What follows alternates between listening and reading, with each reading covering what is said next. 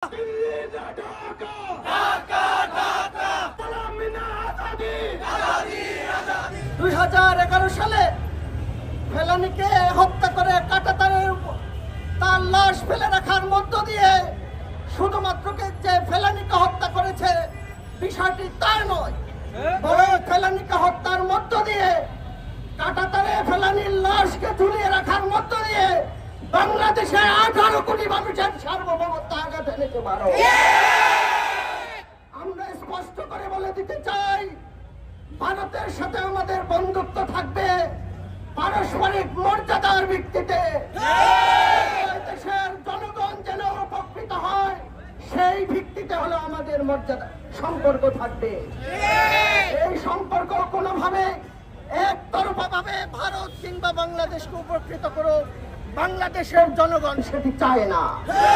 2011 সালের 7ই জানুয়ারি আমাদের বোন শহীদ ফেলানীকে হত্যার পর কাঁটাতারে ঝুলিয়ে রাখার মাধ্যমে বাংলাদেশে ভারত বছরের পর বছর ধরে যে ঐতিহাসিক নির্বিচারে সীমান্ত হত্যা চালিয়ে যাচ্ছে এর বাস্তব প্রমাণ সারা বিশ্ব লক্ষ্য করেছে। আমরা দেখতে পাচ্ছি 2011 সালের পর আজ অব্দি 14 বছর পার হয়ে গেছে, আজ পর্যন্ত আমরা আমাদের বোন ফেলানীর হত্যার বিচার পাইনি।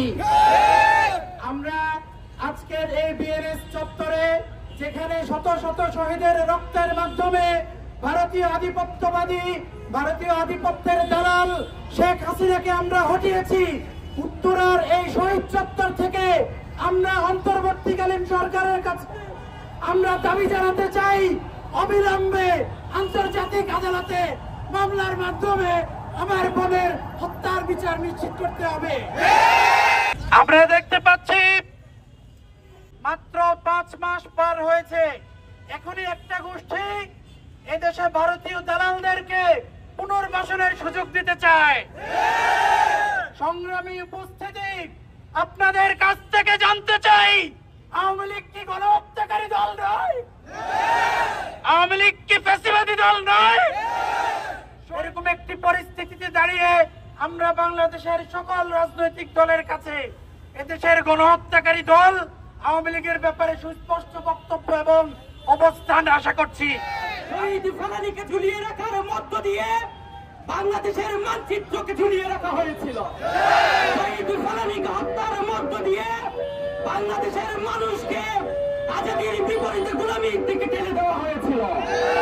আজকের এই বিক্ষুব্ধ সমাবেশ থেকে আমরা শহীদ ফেলানী যে কোনো ন্যায় বিচার পাইনি, বাংলাদেশের সরকার পরিচালনা পরিষদকে বলতে চায়, শহীদ ফেলানীর পরিবার শুধু বিচার পায়নি তা না, বাংলাদেশের 18 কোটি মানুষ বিচার পায়নি।